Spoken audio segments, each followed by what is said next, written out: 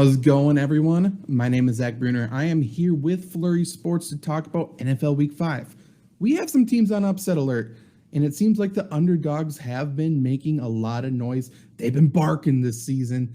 I mean, straight up, they're 27-38 already. Against the spread, they're 38-27. So they're covering machines right now. And we have three teams here who not only could they cover the spread, but they're live dogs. They could win outright. Let's start right away with the first game on NFL Sunday. Across the pond, the New York Jets playing the Atlanta Falcons. The Falcons are currently favored by a field goal. Okay, so let's check this out right here. I'm using Odds Jam right now, taking a look at all the odds in the industry. We're looking like right now the books are settling on 3, 2.5. Most of them at 3 points, though. Most of it view this as a field goal game, with the Falcons being the favorite. I don't really agree with this. So we're talking about the Falcons do not have a home field advantage. The Falcons left Calvin Ridley at home. They left Russell Gage at home, so they're down their top two wide receivers. Yet they're a better team than the Jets, who have a win. The Falcons don't have a win. The Falcons have barely been competitive. And leaving Calvin Ridley at home almost feels like they're ensuring that they get the top overall pick. That's what it seems like for me. But the books have them as a field goal favorite. And quite honestly, if the Jets were favored by a field goal, I may still bet on the Jets this week. Yes, the Jets have a rookie quarterback in Zach Wilson. The Falcons have a veteran quarterback in Matt Ryan. However, both players are making the same crappy mistakes right now. Terrible decisions across the board a lot of the time. But it's Matt Ryan that's looking like the most phony MVP of all time. There's no question the Jets have the better skill position players in this game, at least from my point of view. I expect Kyle Pitts to get loose a little bit more this week. I expect Cordero Patterson to line up as a wide receiver a little more this week. Just simply, they don't have the numbers to put out there. However, when has Cordero Patterson been the worst in his entire career? It was when teams tried to make him be a typical wide receiver. So he doesn't scare me as much this week. Kyle Pitts, I think he has a good shot to play well, but it's the Jets who I like. I like the Jets to cover. I like the Jets to win outright. So I'm probably going to be playing the money line on this one. However, with so many games this season coming down to a field goal, whether making it or missing it, I'm totally cool taking the +3. It protects us from a push in that regard. I'm not willing to go down to 2.5. I'm not forfeiting a half point for better odds just because of all those missed or made field goals that have decided games. But for this first one, the dogs are barking in London, and I think it's the Jets who are going to cover and win outright. I like it. This is probably my favorite upset pick of the week, if you even want to call it that. Okay, number 2 team on upset alert. The Las Vegas Raiders are 5.5 point favorites at home to the Chicago Bears. Okay, I get it. The Bears looked bad against the Browns. I watched the game too. It was not pretty. However, the Bears aren't that bad of a football team. And this is coming from a Packer fan. They're not that bad. Matt Nagy has no idea what he's doing. However, last week he handed play calling duties over to Bill Lazor again. And Bill Lazor, again, made the team look much better than Matt Nagy ever could. I get it. It was against the Lions, but the Raiders defense isn't that much better, to be completely honest. And I think Bill Lazor and the Bears offense looks pretty good again this week. Justin Fields, third game starting as a pro. Maybe he settles in a little bit. Officially named the starter going forward. He has that weight off of his back.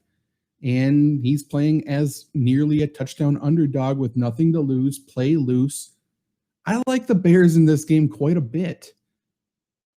It feels like one of those classic strength versus weakness matchups. And yes, the Bears have plenty of weaknesses of their own. However, if you ask me, how do the Bears win games this season? 1, offensively, they need to get their wide receivers going. Darnell Mooney is a stud. Allen Robinson has been quiet, but there's no doubt he's one of the best wide receivers in the NFL. Both can line up out wide and take advantage. The Raiders defense, man, they're not that great. And there's no doubt that their weakness is their outside cornerbacks. They're beat up, they're bad, whatever you want to say. The Bears can easily win that matchup. Those are matchups to exploit. Flipping both sides here when the Raiders are on offense, there's no doubt that their weakness is their offensive line. Again, injuries, inexperience, there's a lot of things going on there, but that offensive line is struggling. And you do not need me to tell you that Khalil Mack is a member of the Chicago Bears because of John Gruden. And outside of Khalil Mack, I mean, the entire Chicago front seven is still pretty good. Robert Quinn's going to get after the passer too.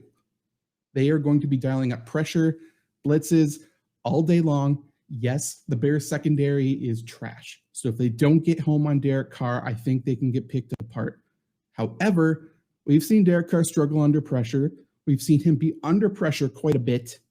And this is a game the Bears could steal, especially because the Raiders fail to start games quickly. They are terrible in the first quarter. They're averaging less than 2 points per game in the first quarter. And last week, they were finally exposed when they lost to the Chargers. They couldn't catch up.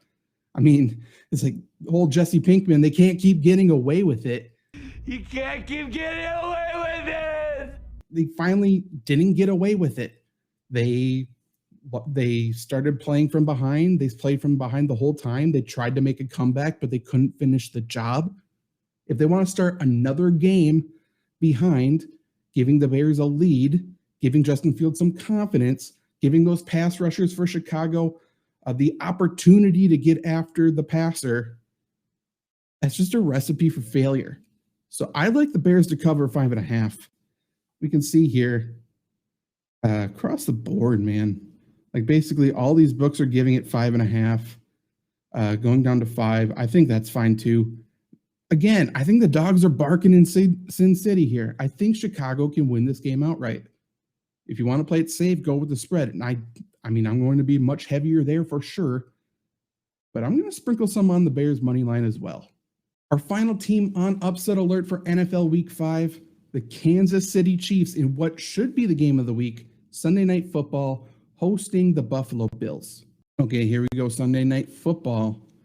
We have the Chiefs favored at home by a field goal, and I don't know. I mean, could this game come down to a kick like we said before, where it's happened so many times this season? Yes. However, this also just feels like a coin flip game. Like it feels like it should be even. It should be 1 point. It should be something like that. That's where it feels like this game is. It feels like a coin flip. Yes, the Chiefs are coming off a big win. They looked good. However, it was against the Eagles who stink.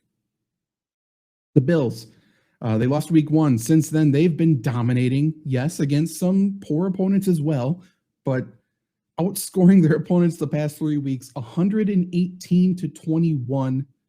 That's not a fluke. That's not a fluke. That's real deal. It doesn't matter who that's against. That's scary. That's scary because the defense is also doing their job. Whereas for the Chiefs, the defense hasn't shown up once this season. They're allowing a league worst 6.9 yards per play. Per play. So we're talking about, at the very least, an above average offense in Buffalo coming to town. Yes, it should be a game the Chiefs get up for, be self-motivated, flip a switch. I get all that, but I haven't even seen that yet this season. If the Bills are allowed to get, 6.9 yards per play, the Chiefs are in deep shit. The Bills are going to nickel and dime them. They're going to run the football. They're going to do long, methodical drives down the field. We've seen this is the recipe for beating the Chiefs because it keeps Patrick Mahomes off the field. We saw this with Baltimore. We've seen this pretty much every single time the Chiefs have lost the past couple of years. Keep Mahomes off the field, control the time of possession, and then when Kansas City gets on the field, try to force 1 or 2 3-and-outs or 1 or 2 mistakes the entire game, and you're probably going to have success. You're at least going to put yourself in the game in the fourth quarter. Maybe it comes down to a field goal, which is what, the spread is saying. And with +3, if it's a field goal game, we're protected. At worst, it's a push. At best, we're raking in some money. And that's what I'd like to see in Sunday Night Football this week. So those are my 3 teams on upset alert this week. Again, these are all three teams who very much could cover the spread and should cover the spread. Like we talked about, teams are covering machines this season when they're underdogs. However, all three teams talked about could very much win outright. One last little point I want to add. I forgot to say this during the Chicago Raiders breakdown. The Raiders have 82% of the money on their spread right now, which is insane. Why is this important?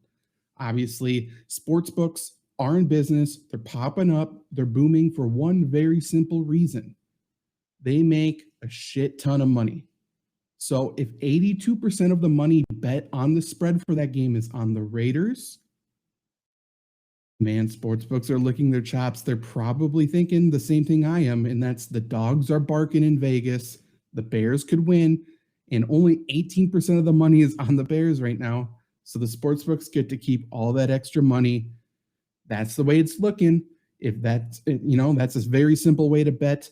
But we talked about the strengths versus weaknesses there. So everything is pointing to Chicago to, at the very least, cover. Again, though, maybe Justin Fields makes a little magic happen. But again, I'm Zach Brunner here with Flurry Sports. Let me know your best bets of the weekend, and I'll see you next time.